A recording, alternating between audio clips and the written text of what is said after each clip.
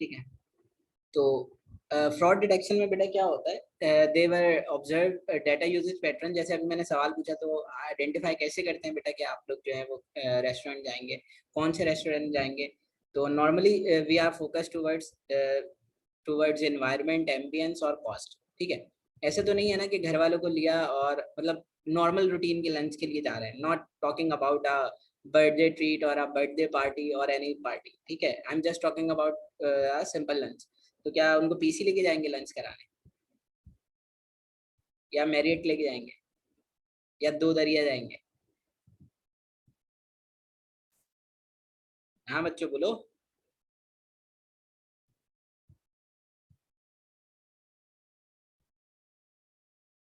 तो अच्छा मैं ही बोलता हूँ, ये आप सबसे बुलवाना भी है मुझे जरा। ठीक है, तो एक बार नॉर्मली रिपीट करें, आप क्या पूछ रहे हैं? मैं कह रहा हूँ कि आप नॉर्मल रूटीन के लंच के लिए फैमिली को कहाँ लेके जाओगे? मैरियट, पीसी, दो दरिया, कहाँ लेके जाओगे?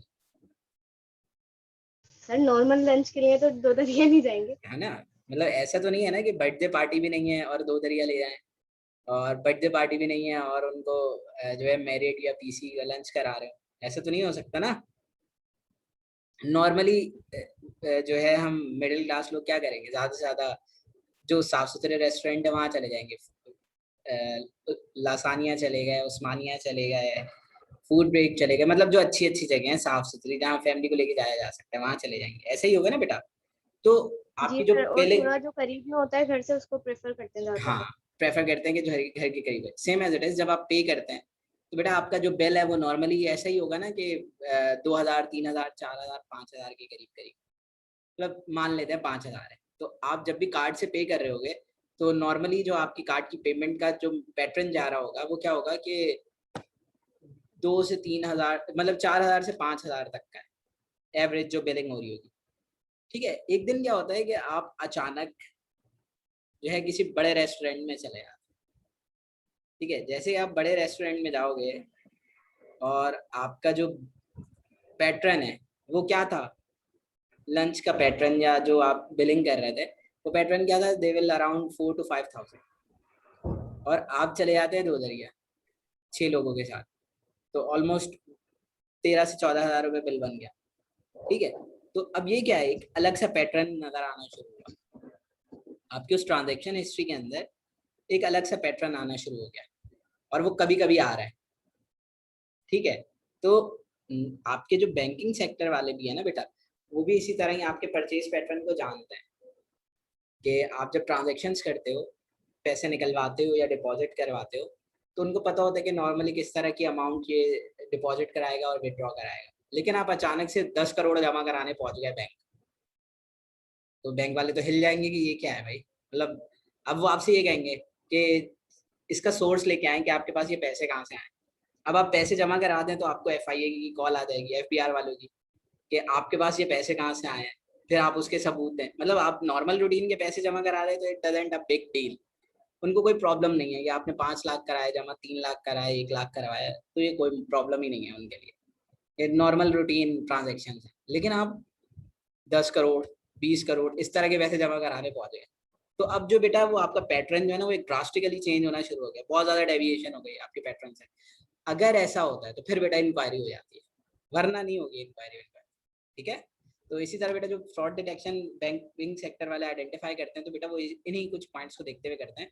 By observing data uses pattern, आपके डाटा यूजेस पैटर्न क्या है, people have typically purchase pattern, आपका नॉर्मली परचेज पैटर्न मींस आपका विड्रॉल और ट्रांजैक्शन का फिनोमेना समाउ सिमिलर ही होता है। डेविएशन फ्रॉम पैटर्न्स, अगर आप डेविएट करते हो, certain city notorious for fraud, और डिफरेंट डिफरेंट सिटीज के अंदर जाके ये चीजें हो रही हैं। और card items bought by stolen cards, और नॉर्मली जो है वो एक कार्ड चोरी हुआ है, मतलब मेरा क्रेडिट कार्ड लाइट सपोज गिर गया कहीं और कोई इससे शॉपिंग किए जा रहा है धड़ाधड़ धड़ाधड़, क्या होगा, जो बैंक है वो एकदम, मतलब उनके अंदर हलचल मचेगी, ये क्या हो रहा है। मतलब एक बंदा जो रूटीन में नॉर्मली 8-10 हजार 20 हजार की शॉपिंग कर रहे हैं और वो अचानक ही लाखों में शॉपिंग होना शुरू हो जाए, तो दे वो फिर क्या करते हैं बेटा, फॉरन कॉल करते हैं अपने कस्टमर को कि ये इशू है, आप ही इससे बाय कर रहे हैं या नहीं कर रहे हैं। तो फिर जो है वो जो कस्टमर है बेटा वो उनको आइडेंटिफाई करते हैं कि हाँ मैं ही बाय कर रहा हूँ। ठीक है, वरना क्या होता है वो आपको कॉल करके पूछ लेता है, वरना जो दूसरी चीज होती है बेटा, आप सबसे पहले कॉल ही करते हो जब आपकी कोई चीज इस तरह की चीज गुम होती है या चोरी होती है ना, तो आप सबसे पहले बैंक की कॉल करते हो कि यार मेरा कार्ड चोरी हो गया तो उसको ब्लॉक कर दो। ठीक है, तो जो आइडेंटिफिकेशन ऑफ अ फ्रॉड है इस इन कुछ चीजों से होती है आपके पास। ठीक है, profitability analysis means banks know if they are profitable और नॉट। बैंक्स को पता होता है बेटा, क्योंकि वो आपके के कौन सा कस्टमर जो है वो उनके लिए प्रॉफिटेबल है, कौन सा कस्टमर जो है वो उनके लिए नॉन प्रॉफिटेबल है, उनको सब पता होता है। कैसे पता होता है बेटा? देखें, लेट सपोज मैं अपनी बात करूं अगर, और मेरे बैंक में सिर्फ मेरी सैलरी जा रही हो अगर, तो उनको पता है कि यार ये गरीब आदमी है, इसके पास पैसा ऐसा नहीं है, इसका अकाउंट होना ना होना हमारे लिए बराबर ही है, और आती है तो ये निकलवा लेता है सैलरी। तो मतलब उनके पास तो रहा ही कुछ नहीं, सिर्फ अकाउंट है। तो don't know which customers are profitable. तो इनिशियली अगर उन्हें नहीं पता तो टिपिकली बैंक्स ये कहते हैं कि they are 50% are not profitable. जो एक नॉर्मल एनालिसिस है ना बैंक्स का, वो ये है। डोंट नो विच वन, अब ये भी नहीं पता होता कि कौन से, क्योंकि अगर वो ट्रांजेक्शनल बिहेवियर को नहीं देख रहे तो प्रॉब्लम होती है। Balance is not enough, transactional behaviour is the key, restructure production pricing strategy. तो ये सारी चीजें हैं। तो जो प्रॉफिटेबिलिटी एनालिसिस होता है वो जो अच्छे कस्टमर्स होते हैं ना बैंक के, वो उनको normally they called a premier customers, के उनके अकाउंट में पैसे भी बहुत ज़्यादा होते हैं, और जब वो जाते हैं बैंक बेटा उनको इज्जत से भी बात की जाती है। और नॉर्मली अगर मैं चला जाऊँ तो उनको पता है यार ये सैलरी परसेंट अकाउंट है, इसने क्या करना है, ज़्यादा ज़्यादा इसकी सैलरी निकालने आया होगा या जमा कराने आया होगा या कुछ पैसे लेने आया होगा या कभी कोई चीज़ किसी काम से आ गया होगा। तो they are not giving me such respect. अगर कोई उनके पास किसी बिजनेसमैन का अकाउंट है, मतलब सीईओ का अकाउंट है वहाँ पे, और किसी कंपनी का अपना अकाउंट है, तो वो जब जाएंगे तो उनको चाय भी पिला देते हैं। समझ में आ रही है बात बेटा आप लोगों को, कि प्रॉफिटेबिलिटी एनालिसिस कैसे आइडेंटिफाई होता है? तो वो क्या करते हैं बेटा, वो नहीं बिहेवियर्स को देखते हुए आपकी चीज़ों को उस पर करते हैं। Direct mail marketing, direct mail marketing क्या होती है, कौन बताएगा? तुम में से कुछ लोग बच्चे डिजिटल मार्केटिंग का कोर्स कर रहे हो ना आप लोग, तो आप मुझे बताएं कि ये डायरेक्ट मेल मार्केटिंग क्या होती है?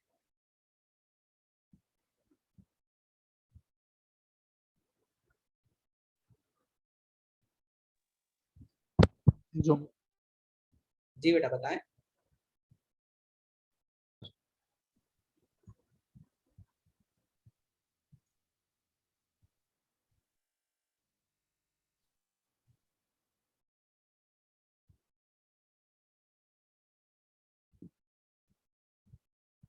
जी बेटा,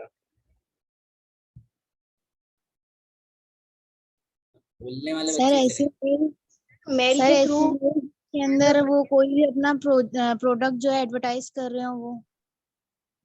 ठीक है, और नूर आप क्या कह रही थी? सर अपने मेल के थ्रू जो है वो सेल्स और परचेज करना। अच्छा, यहाँ जो बेटा डायरेक्ट मेल मार्केटिंग है, they are not simply related to your email addresses. ठीक है, ये किसी भी वे में टेक्स्ट मैसेजेस, ईमेल और कॉल के थ्रू, या मतलब वेब पे ऐड दे दिए, जिस तरह वो मार्केटिंग करना चाहे ना, तो ये होता है डायरेक्ट मेल मार्केटिंग। वही बात है बेटा, दे आर फोकस्ड और अ टारगेटेड मार्केटिंग। तो होता है क्या है बेटा कि आप अगर डायरेक्ट मेल मार्केटिंग में जा रहे हैं तो offer high bandwidth package not to all users. तो दे आर नॉट, मतलब ऐसी कंपनीज जो डायरेक्ट मेल मार्केटिंग की सर्विसेज यूज करती है और ऐसी कंपनी जो नहीं करती, तो उनके जो बैंडविड्थ पैकेजेस हैं बेटा वो भी अलग होते हैं। ठीक है, know from call detail records of web surfing, save marketing expensive, save मतलब ईमेल्स के थ्रू आप और कॉल्स के थ्रू अगर आप उनको अपनी मार्केटिंग कर रहे हैं तो आप अपना पैसा बचा रहे हैं। नोइंग योर कस्टमर्स बेटर, और इससे आप अपने बेटर कस्टमर्स को बेटरली जानते हैं। या इसकी अब बेटा एक आसान सी एग्जांपल देता हूँ। जैसे आपके पास कभी कभी ना आपकी सिम पे मैसेजेस आना शुरू हो जाते हैं जे डॉट के, मतलब डिफरेंट डिफरेंट ब्रांड्स के, आउटफिटर्स के, या किसी रेस्टोरेंट को आप विजिट कर लें और उसके बाद उनका जो है वो आप जो है वो रिव्यू जो है कार्ड वो फिल कर दें। तो फिर क्या होता है कि कुछ भी हो रहा है तो आपको मैसेज आ रहा है, अरे भाई हमने तो नहीं कहा ना, हमें मैसेज कर रहे हैं।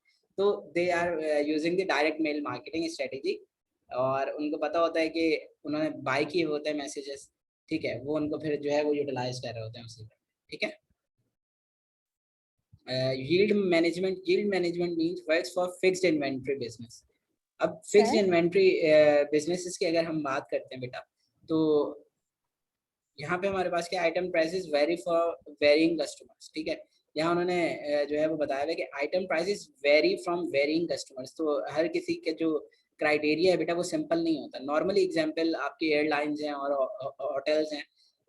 होता क्या है बेटा, प्राइस जो है वो डिपेंड करती है कि आपने टिकट जो है वो किस तरह बाय किया है, एडवांस बाय किया है या उसी वक्त जाके बाय किया है, और आपका टिकट 1 वे है 2 वे है। तो it depends on the criteria which you are going for. ठीक है, जैसे यहाँ उन्होंने बेटा एक सिंपली एयर टिकट जो है वो उसको एग्जांपल दिए ना, यील्ड मैनेजमेंट। क्या एग्जांपल है देखें, how much in advance ticket was bought, कि आपने कितने में वो एडवांस टिकट बाय किया। मतलब एक टिकट था 10,000 का, आपने एडवांस 2,000 दे दिया, आप इस तरह बाय कर रहे हैं।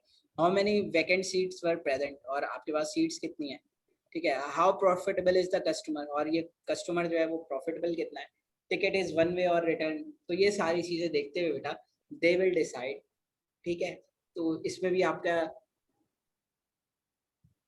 जो OLAP है या आपकी डेटा वेयर हाउस लैंग्वेज है वो यूज होती है। ठीक है, यहाँ बेटा लास्ट में कुछ क्वेश्चन है, ये आपका असाइनमेंट है।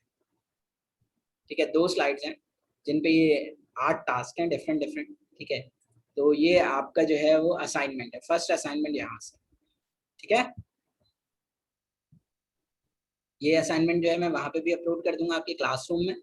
तो this is your first assignment of data warehouse, और ये आप लोगों को सबमिट करवाना को डेट मैं वहाँ मेंशन कर दूंगा। कोई सवाल कोई चीज़ ऐसी बेटा जो आप लोगों ने पूछनी है तो मुझे बताएं।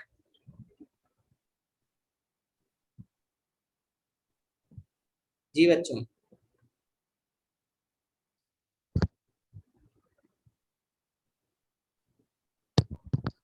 सर असाइनमेंट इसमें की सिर्फ डेट कब तक डेफिनेशंस की लिखनी रखेंगे है। आप? डेट बेटा मैं मेंशन कर दूंगा।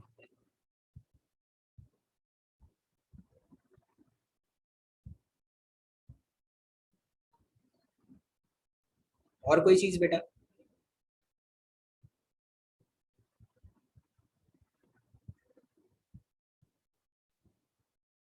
क्लियर है यहाँ तक सब? जी एंड करें फिर क्लास को, यहीं तक है बेटा आज की ना स्लाइड्स हैं।